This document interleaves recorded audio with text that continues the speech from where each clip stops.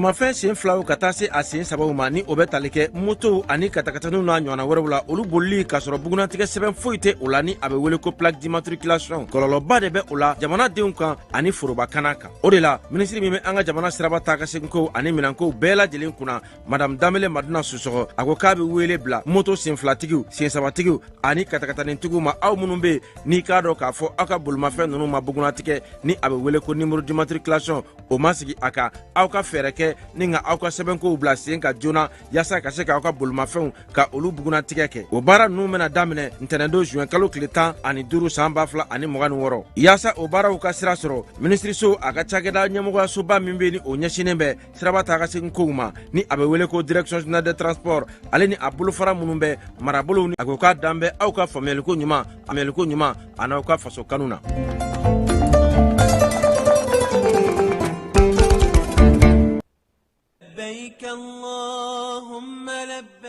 Agence Dunia Travel Service a ko a bɛ bonyamasegin foli kɛ ka ɲɛsin a ka sango hijidenw ma aw minnu ye danaya ta ka d'a kan aw ka hiji labɛn ni a kɛcogo ɲuman na. N'an taara hɛrɛ la ka segin hɛrɛ la dumuniw ka ɲi bɛrɛbɛrɛli ka ɲi n'an mago bɛ diɲɛ fɛn fɛn na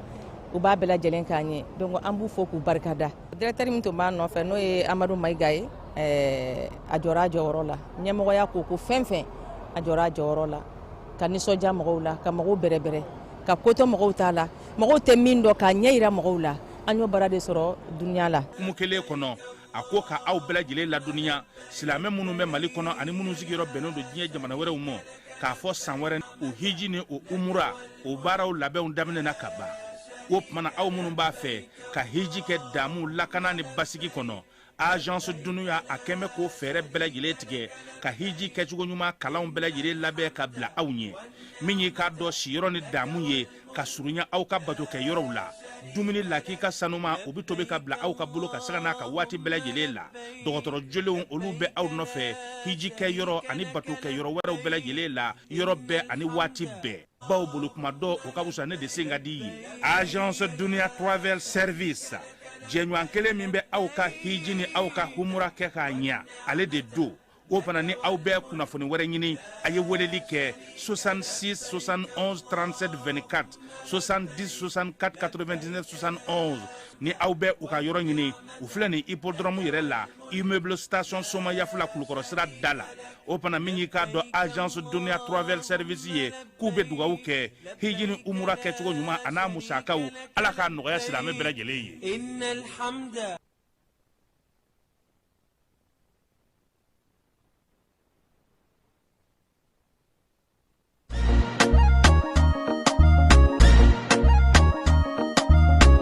Aw bisimila hôtel Lafiya la n'i ko hôtel Lafiya wulikajɔw bolodalen don walasa aw bɛ se ka lafiya sɔrɔ cogo min na ani hakilisigi aw ka séjour la anw fɛ Mopti yan kɛrɛnkɛrɛnnenya Mopti Sevare ka kɛ ni kurantigɛtigɛ ye min ye hôtel Lafiya Sevare ale ye wulikajɔw boloda ka se ka min ye awa fɛɛrɛ kɛrɛnkɛrɛnnen dɔw ta walasa aw bɛ se ka lafiya sɔrɔ cogo min na aw ka séjour la hôtel kɔnɔna na n'o ye ka panneau solaire installé min ye kurantigɛtigɛ o degun aw kana o ye séjour la l'hôtel yɛrɛ kɔnɔna na réservation ka kɛ kabi sisan min b'a to aw bɛ se k'aw ka séjour kɛ k'a sɔrɔ tɔɔrɔ tɛ aw kan degun tɛ aw kan hôtel Lafiya. Hôtel Lafiya ale filɛ ni Sevare Bangetaba yanni ka se aéroport sirafara ma station laban i kiniboloya fan fɛ i bɛ jigin o kare fɛ mètre 200 bɔɲango Hôtel Lafiya ale cokolen bɛ i kiniboloya fan fɛ i bɛ se ka weleli kɛ nɛgɛjuru siraw fɛ 21 42 14 11 76 01 01 98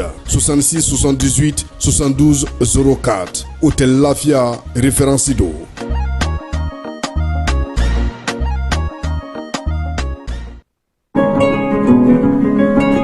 Rentrée académique 2026-2027, votre avenir commence ici. Chers étudiants, nouveaux bacheliers, professionnels du secteur public et privé, l'Université africaine franco-arabe UPAFA a le plaisir de vous annoncer l'ouverture des inscriptions pour l'année académique 2026-2027 en licence, master et doctorat. Rejoignez une institution engagée dans l'excellence académique, la recherche et la formation de leaders capables de relever les défis de demain. Comme formation disponible en licence, le frais d'inscription et de scolarité annuel est de 25 000 francs CFA. La formation pédagogique est de 300 000 francs CFA. Quant au master, le frais d'inscription et de scolarité annuel est de 51 000 francs CFA. Et pour la formation pédagogique est de 500 000 francs CFA par an. Enfin, le doctorat, le frais d'inscription et de scolarité annuelle est de 65 000 francs CFA. Comme formation pédagogique est de 1 200 000 francs CFA. Les places sont limitées. N'attendez pas la dernière minute pour garantir votre admission. Une seule adresse à retenir, rectorat UPAFA Sotuba à Seya, près du monument de la Victoire. Faites le choix de l'excellence. Construisez votre avenir. Inscrivez-vous dès aujourd'hui pour la rentrée académique 2026-2027. Université africaine franco-arabe UPAFA, ensemble vers le savoir, l'innovation et la réussite.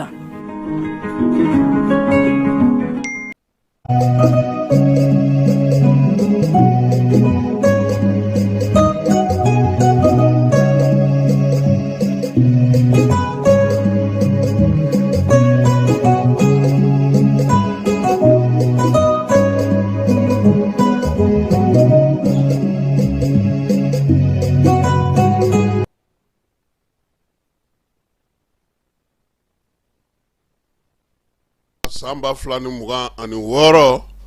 an filɛbaw ni an lamɛnbaw aw bɛɛ lajɛlen aw ni ɲanguma bi sɔgɔmada in na an ka babu bɛ taa n'an ye cour d'appel kɔnɔna na ale ka chambre criminelle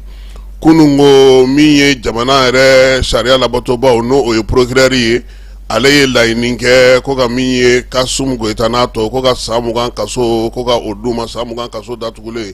bi sɔgɔmada in na min ye ntɛnɛn kɔfɛ sɔrɔladonbaw ye n'o ye avocat de la défense ye olu bɛna babu ta k'u ka danganiyaw bɔ ka bi kiiri a jaabi bɛ sɔrɔ ka bɔ Maroc ni Mali ka bolo ni ɲɔgɔn ma min ye maa mafalenw ye olu ye baaraw daminɛ min mana bɔ o kɔnɔna na an na o da aw tulo kan Usubi Janɲakaw nisɔndiyalen don ko sanji a bɛ ka segin ka na Moti sogo sɔngɔ gɛlɛyalen don jamukaw ye ɲɛfɔlikaw ka dugudenw ye danbe lakɔlɔsibaw ko bɛɛ lajɛlen k'i hakili to i ka fɔta n'i ka kɛtaw la ka kɛɲɛ n'an ka danbe n'an ka laadaw n'an ka tabiyaw n'an ka taarikuw ye